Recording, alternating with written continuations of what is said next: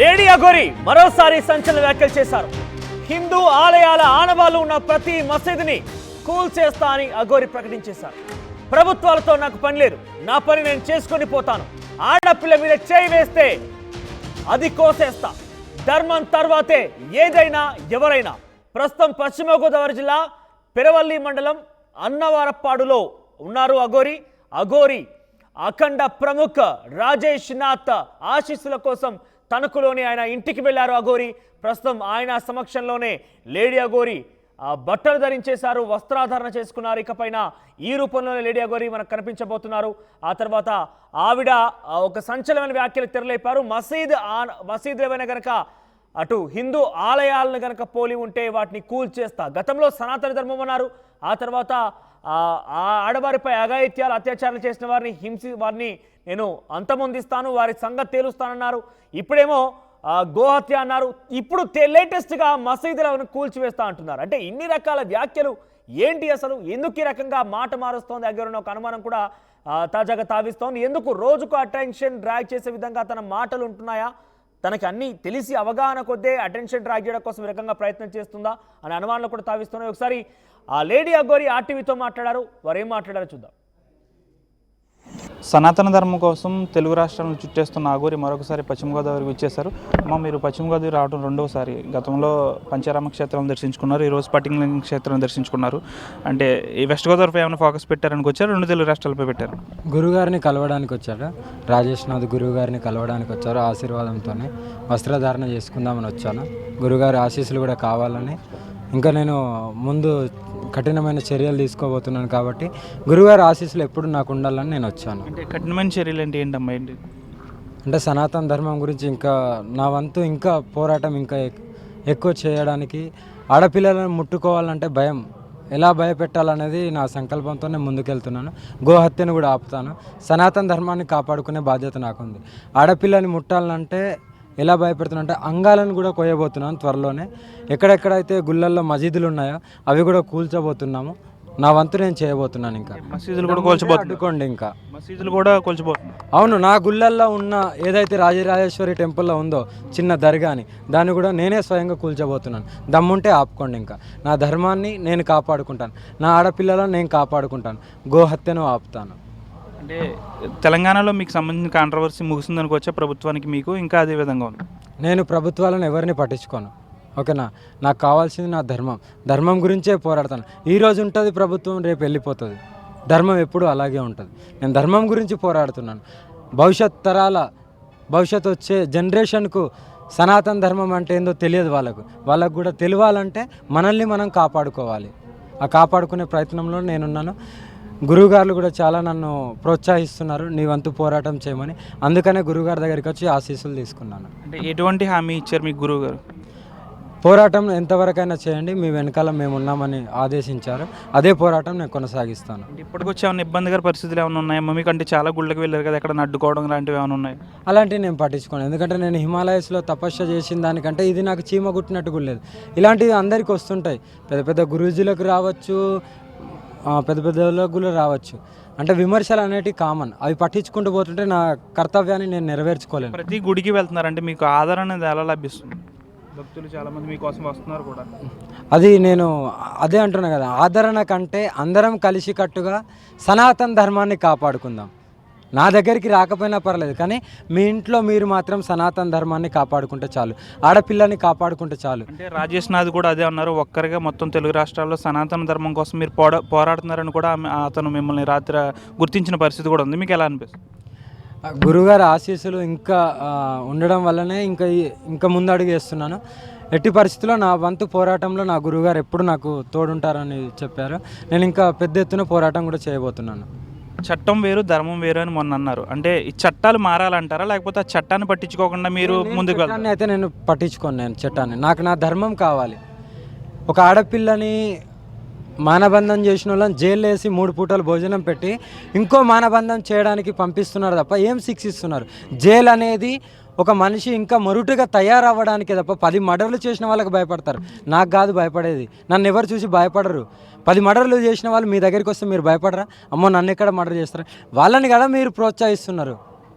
వాళ్ళని కదా మీరు వెనకేసుకొని వస్తున్నారు, నన్ను కదా విమర్శిస్తున్నారు. నేను ఎక్కడ ఏ అన్యాయం చేసిన, అన్యాయం చేస్తే ఆధారాలతో నిరూపించండి, ఖండించండి, శిక్షించండి అంటున్నా కదా. మీరు అలాంటి వాళ్ళనే ప్రోత్సహిస్తారు. అదే కలియుగంలో నేను వాటిని అన్నిటిని అడ్డుకోవడానికే కదా నా వంతు నేను చేస్తున్నాను. అంటే అటువంటివి జరిగితే మీరు స్పాట్లో ఇప్పటి నుంచి అక్కడ ఉండబోతున్నారా? 100%గా ఏ ఆడపిల్లనైనా ముడితే అంగాన్ని కోసి నడి రోడ్డు మీద వేస్తా. మీరు ఎంత దూరమైనా వెళ్తాను. ఏ అమ్మవారి గుడి ధ్వంసం చేయడానికి కూడా ఆలోచన కూడా రాకుండా చేస్తాను. అంటే మీరు ఈ విధంగా తిరిగిన తర్వాత కూడా తెలంగాణలో కొన్ని గుళ్ళను కూడా కూల్చారంటున్నారు. వాటిపై మీరు ఎటువంటి చర్యలు తీసుకున్నారు? నేను అదే చెప్తున్నా తండ్రి, నేను హెచ్చరించినప్పటికీ 6 గుళ్ళు ధ్వంసమైనాయి. అది ప్రభుత్వం కూడా స్పందించలేదు, ప్రజలు కూడా ఏకమత్వం అవ్వలేదు. నేను ఎన్నోసార్లు చెప్పాను, అందరం కలిసికట్టుగా కాపాడుకుందాం అని హెచ్చరించినా కూడా వాళ్ళు ఏమనుకుంటున్నారంటే ఎవరో వస్తారు చెప్తారు అనేది కాకుండా, నేను అదే అంటున్నాను, నన్ను నమ్మద్దు, నా దగ్గర రావద్దు, కానీ మీరు కాపాడుకునే బాధ్యత మీకుంది. రేపటి భవిష్యత్తులో ఉన్న పిల్లలకు ధర్మం అంటే ఏంది, అసలు మన దేవుళ్ళు అంటే ఏందో కూడా తెలియకుండా ఉంటుంది. అలాంటి స్థితి రావద్దనే ఈ ప్రయత్నం అంతా. దేశవ్యాప్తంగా కూడా దేవాదాయ ధర్మాదాయ శాఖ అనేది ఉండకూడదు, ఈ శాఖ అనేది రద్దు చేయాలంటున్నారు. దీనిపై మీరేమంటారు?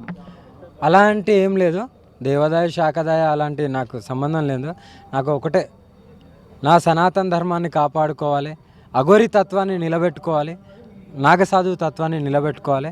అందరం కలిసి కట్టుగా పోరాడదాం. హరహర్ మహాదేవ్. ఇక్కడే ఉంటారమ్మా? హిమాలయాలకు వెళ్ళి వస్తూ ఉంటారా? వెళ్ళి వస్తూ ఉంటాను. అంటే మిమ్మల్ని కలవాలనుకుంటారు చాలామంది, అలాంటి వాళ్ళకి మీరు ఏం చెప్తారండి? మీరు వస్తూ ఉంటారా, లేకపోతే మీకు ఫోన్ కాల్స్ అనే వాళ్ళు చేస్తూ ఉండాలనుకుంటారు, అలాంటి వాళ్ళకి మిమ్మల్ని కలవాలనుకునే వారికి ఏం చెప్తారు? కలవాలనుకునేవాడికి నా దగ్గరికి రాకుండా మీరు గుడికో లేకుంటే ఇంకెక్కడికో వెళ్ళి మంచిగా భగవంతుణ్ణి మనస్ఫూర్తిగా ఆరాధిస్తే మీ కష్టాలన్నీ తీరుతాయి. చివరిగా మీకోసం ఎంతమంది వస్తున్నారు, ఎక్కడికి వెళ్తే అక్కడికి, అలాంటి వారు అందరి కోసం మీరు ఏం చెప్పాలనుకుంటున్నారు? అందరికీ శిరస్సు వంచి పాదాభివందనాలు చేస్తున్నాం. అందరం కలిసే కట్టుగా మన ఆడపిల్లల్ని, మన ధర్మాన్ని, మన గోవుని మనమే కాపాడుకుందాం. అందరి చేతులు కలిపితేనే ఇంక కొద్దిగా మనం కాపాడుకోవచ్చు. ఒకలే చేయి వేస్తే అది దానికి ఇంకా ఎంత అడ్డంకులు వేస్తారో మీకు కూడా తెలిసే ఉంటుంది. అందరం కలిసికట్టుగా పోరాడదాం. మీకు ఏ కష్టం వచ్చినా నా వంతు నేను కాపాడుకుంటూ మీ ముంగట నేనున్నాను. మీ కష్టాన్ని తీర్చే బాధ్యత నాది. ఎంతవరకు తీరుస్తానో అంతవరకు. ఎందుకంటే చాలామంది పెద్ద పెద్ద గురువులు కూడా ఆశీస్సులు ఉన్నాయి, వాళ్ళందరూ కూడా వెనకాల ఉన్నారు కాబట్టే ఈ పోరాటం ఇంకా సాగుతుంది. హరహర్ మహాదేవ్. పవన్ కళ్యాణ్ గారిని కలపడానికి వెళ్ళారు కదా, కలిశారండి? పవన్ కళ్యాణ్ని కలవడానికి వెళ్ళారంటే రాజకీయం గురించి నాకు తెలియదండి, నన్ను అడగద్దు. సనాతన ధర్మం గురించి ఎవరైతే పోరాడతారో వాళ్ళకు నా మద్దతు ఎప్పుడూ ఉంటుంది. ఒకవేళ వాళ్ళు కలవాల్సి వస్తే కలుస్తాను తప్ప నా ఇచ్చి నేను మాత్రం ఎవరిని రైట్. మొత్తం మీద ఇన్ని రోజులుగా సనాతన ధర్మం అన్నారు, ఆ తర్వాత గోహత్య సంబంధించి అడ్డుకుంటారన్నారు, ఆ తర్వాత ఆడవారి పైన అఘాయిత్యాలకు పాల్పడితే మగవారి అంగాన్ని సైతం నేను కోయబోతున్నాను, అందరినీ ఒక భయభ్రాంతులకు గురి చేయబోతున్నాను, అలాగంగా ఆలోచన చేసినా కూడా వారికి ముచ్చమటలు పట్టిస్తానని చెప్పినటువంటి ఆ లేడీ అఘోరి ఏకంగా దేవాలయాల దగ్గర ఉన్నటువంటి ఆ మసీదులను సైతం కూల్చివేస్తానంటున్నారు. మరింత సమాచారం ప్రతినిధి మనోజ్ దగ్గర వెళ్దాం. మనోజ్ అడిగి తెలుసుకుందాం. మనోజ్, ప్రస్తుతం తణుకులో ఉన్నారు ఆవిడ. సో ఇంకా ఎటువంటి సెన్సేషనల్ కామెంట్స్ చేస్తున్నారు అక్కడ?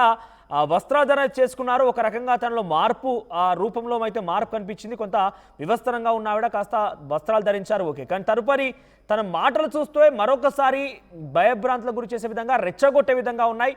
కొంత మత విద్వేషాలపైన ఈ ఎఫెక్ట్ పడే అవకాశం కనబడుతోంది. ఈ విషయంపైన ఏం చెప్తున్నారు? ముఖ్యంగా మీరు చేస్తున్న టైంలో పోలీసులు కూడా అక్కడే ఉన్నారు, పోలీస్ ప్రొటెక్షన్ ఇస్తున్నారు ఆవిడకి? Thank you Manoj. ఏదైతే తెలుగు రాష్ట్రాల్లో సంచలనంగా మారిన ఈ లేడీ అఘోరికి సంబంధించి గత కొన్ని రోజులుగా కూడా ఆమె కొన్ని దేవాలయాలను కూడా సందర్శిస్తున్నారు. అయితే కొన్ని దేవాలయాలకు వెళ్తున్న సమయంలో ఆమె ఒంటిపై వస్త్రాలు లేకపోవడంతో ఆ దేవాలయాలకు సంబంధించి అర్చకులతో పాటు అక్కడ పనిచేసేవారు, లేడీ స్టాఫ్ ఎవరైతే ఉంటారో ఆమెకి వస్త్రాలు ధరింపజేసి ఆలయంలోకి ఆమెను అనుమతిస్తున్నారు. ఇదంతా బాగానే ఉన్నప్పటికీ పశ్చిమ గోదావరి జిల్లాలో పంచారామ క్షేత్రాలు 2 ఉన్నాయి. ఒకటి భీమవరం, పాలకొల్లు. గత 4 రోజుల క్రితమే ఆమె పశ్చిమ గోదావరి జిల్లాకు వచ్చింది. 2 క్షేత్రాలను కూడా దర్శించుకుంది. అనంతరం గత రాత్రి ఎవరైతే రాజేష్ నాథ్ అఘోర్ అఖాడా ప్రముఖ్, ఆయన దాదాపు కొన్ని 10ల సంఖ్యలో ఉన్న అఘోరు సంబంధించి ఆయన ముఖ్య అతిథిగా, హెడ్ గా ఆయన వ్యవహరిస్తుంటారు. ఆయన తణుకులో ఉన్నప్పటికీ కూడా ఎక్కువ అంతా కూడా వారణాసి ఇతర ప్రాంతాల్లో గడుపుతూ ఉంటారు. అమావాస్య పూర్ణం ఆ ప్రాంతాల్లో మాత్రమే ఆయన తణుకు వచ్చి కొన్ని రకాలైన పూజలు చేసి వెళ్ళిపోతూ ఉంటారు. ఆయన అపాయింట్మెంట్ కూడా దొరకడం చాలా కష్టం. అయితే దీనికి సంబంధించి ఇదంతా కూడా రాజేష్ నాథ్ అఘోరికి సంబంధించి ఈ విషయం అంతా వెళ్ళింది. అయితే ఎవరైతే లేడీ అఘోరి ఉన్నారో తను రాత్రి అకస్మాత్తుగా రాజేష్ నాథ్ అఘోరి దగ్గరికి రావడం పెను సంచలనంగా మారింది. అనంతరం రాజేష్ నాథ్ అఘోరి కూడా ఆమెతో చర్చలు జరిపారు. అనంతరం ఆమెకు సంబంధించి ఆయనకు సంబంధించిన ఒక రూమ్ లో ఆమెకు వస్త్రధారణ కూడా చేసిన పరిస్థితి కూడా నెలకొంది. ఇక ఆమె ఇప్పటి నుంచి కూడా వస్త్రాలతోనే అందరికీ కనిపించనున్నారు. ప్రస్తుతం అయితే ఆమె రాత్రి అంతా కూడా రాజేష్ నాథ్ అఘోరి ఆధ్వర్యంలోనే ఉంది. ఆయనని నా గురువుగా స్వీకరిస్తున్నాను, నా తండ్రిగా భావిస్తున్నాను, ఆయన అడుగు జాడల్లో నేను నడుస్తానంటూ కూడా ఆమె మనకు చెప్పిన పరిస్థితి. అయితే ఉదయం తెల్లవారుజామున ఈరోజు పెరవలి మండలం అన్నవరపాడు అనే గ్రామంలో స్ఫటికలింగ దర్శనం, శివుడికి సంబంధించి ఒక స్ఫటికలింగ దర్శనం కార్తీక మాసంలోనే జరుగుతుంది. ఆ దర్శనానికి అఘోరి కూడా విచ్చేశారు. అక్కడ ఆమె మనతో ఆర్టీవీతో ప్రత్యక్షంగా మాట్లాడింది. మసీదులన్నీ కూడా కూల్చేస్తానే ఉంటుంది. అంటే హిందూ దేవాలయాలకు సంబంధించి చాలా మసీదులు ఉన్నాయి. ఆ మసీదులకు సంబంధించి చాలా వరకు హిందూ దేవాలయ ఆనవాళ్లు అనేవి ఉన్నాయి. అటువంటి ఆనవాళ్లు ఉన్న ప్రతి మసీదుని కూడా నేను కూలగొడతాను.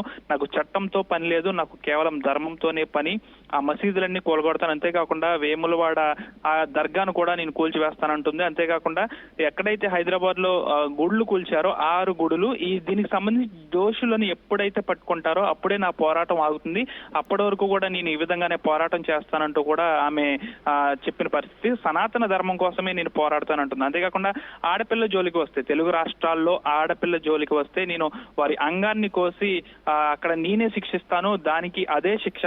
ఒక్కొక్కడికి భయం పుట్టాలి. ఆ అమ్మాయి మీద చేయి వేయాలంటే అమ్మాయిని ఆది స్వరూపినిగా చూస్తేనే ఈ సమాజం మార్పు చెందుతుంది. కాబట్టి ఎవరైనా అమ్మాయిని తేడాగా చూసినా, కనీసం చేయి వేసినా కూడా వాళ్ళ అంగాన్ని కోస్తానని అంటుంది. ప్రస్తుతం అయితే ఇవన్నీ కూడా కాంట్రవర్సీ కామెంట్లే చేసింది. నాకు ప్రభుత్వంతో పని లేదంటుంది. చట్టం మనం ఇక్కడ ఇవన్నిటికీ కూడా చట్టం అనేది ఉంది కదా, చట్టం చూసుకుంటుంది కదా. అంటే చట్టం వేరు, ధర్మం వేరు. ధర్మం కిందే చట్టం వస్తుంది. కాబట్టి నేను చట్టాలని పట్టించుకోను. నా ధర్మం ఏం చెప్తే అదే చేస్తాను. నేను తెలుగు రాష్ట్రాల్లో ఇలా తిరుగుతూనే ఉంటాను. ఆడపిల్ల జోలికి వచ్చినా, గోవధ చేసినా నేను ఎవరిని సహించను. చేసిన వాళ్ళ యొక్క అంగాన్ని అక్కడికక్కడే కోస్తానంటూ కూడా ఆమె హెచ్చరికలు జారీ చేసింది. అంతేకాకుండా ఆవిడ మాట్లాడుతున్న సందర్భంలో ఆవిడ ఇంకా పోలీసులు కూడా ఉన్నారు. పోలీస్ ప్రొటెక్షన్ లో ఉన్నారు. ఆవిడ పోలీస్ తనకి ప్రొటెక్షన్ ఇస్తున్నారా?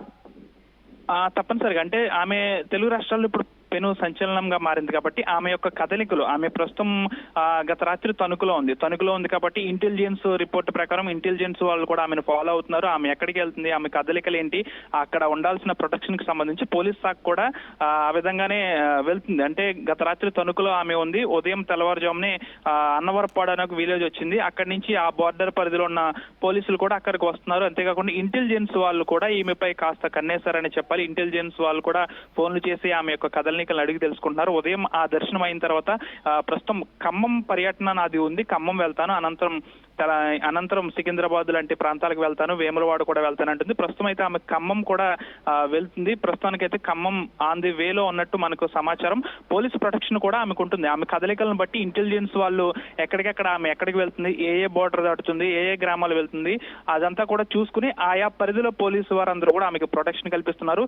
ఆమెకు ప్రతి గుడికి వెళ్ళి నాకు దర్శనం కావాలంటుంది కాబట్టి అక్కడికి పెద్ద సంఖ్యలో చుట్టుపక్కల ఉన్న భక్తులందరూ కూడా వస్తున్నారు. కాబట్టి ఆ భక్తుల్ని కంట్రోల్ చేసేందుకు పోలీస్ ప్రొటెక్షన్ కూడా ఉంటుంది. అంతేకాకుండా అనంతరం ఆ దర్శనం అయిన తర్వాత వేరే ఏ ప్లేస్ కి వెళ్తుందో కనుక్కొని ఆ పోలీస్ శాఖ వారికి కూడా సమాచారం ఇస్తున్నారు. మొత్తం పోలీసులతో పాటు ఇంటెలిజెన్స్ వర్గాలు కూడా ఆమెను ఫాలో అవుతున్నాయని చెప్పాలి మనోజ్.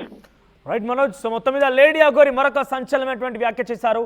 దేవాలయాల పరిధిలో ఉన్నటువంటి ఆ మసీదులన్నింటి కూడా దర్గాల్ని కానీ మసీదులు కానీ కూల్చివేస్తానని చెప్తూనే వేములవాడ రాజరాజేశ్వర స్వామి ఆలయాన్ని ఉదాహరణగా తీసుకున్నారు. ఆలయ పరిసరాలు ఉన్నటువంటి దర్గాని స్వయంగా తానే వెళ్ళి కూల్చేస్తానని చెప్తున్నారు. ఈ క్రమంలో అటు ప్రభుత్వాలు ఉన్నాయి, చట్టాలు ఉన్నాయి, న్యాయస్థానాలు ఉన్నాయి, వాటిని కాదని మీరు ఎలా చేస్తారన్నప్పుడు అవన్నీ వేరు, నేను వేరు, ఇకపైన ఎవరు అడ్డుకోలేరు, నన్ను ఆ దమ్ముంటే అడ్డుకున్నట్టు మరొక సంచలనమైనటువంటి కామెంట్స్ చేసింది. మొత్తం మీద లేడీ అఘోరి సంచలనాల కేర్ ఆఫ్ అడ్రస్గా మారింది. ప్రస్తుతం అక్కడి నుంచి తిరిగి తెలంగాణకు వస్తున్నట్టు తెలుస్తోంది. ప్రస్తుతం తణుకులో తన గురువు రాజేష్ నాథ్ అఘోరిని కలిశారు. అక్కడి నుంచి ఆవిడ తిరిగి ఖమ్మం బయలుదేరని తెలుస్తుంది. ప్రస్తుతం మార్గం మధ్యలోనే ఉన్నారు.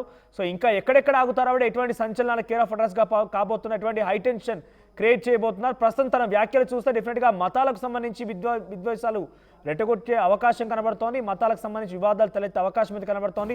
మరి వీటన్నిటికీ ప్రభుత్వాలు లేదంటే చట్టాలు కానివ్వండి, పోలీసు ఏ రకంగా చెక్ పెడతారో చూడాలి. ఈ వ్యాఖ్యలకు సంబంధించి ఏ రకంగా పరిగణలోకి రాబోతున్నాయి, దీనికి సంబంధించి రియాక్షన్స్ ఎలా ఉంటాయో చూడాలి. మరి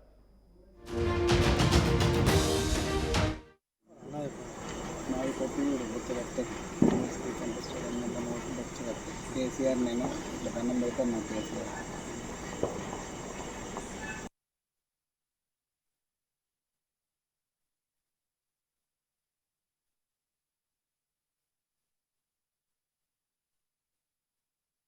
పోరాటం చేస్తాను.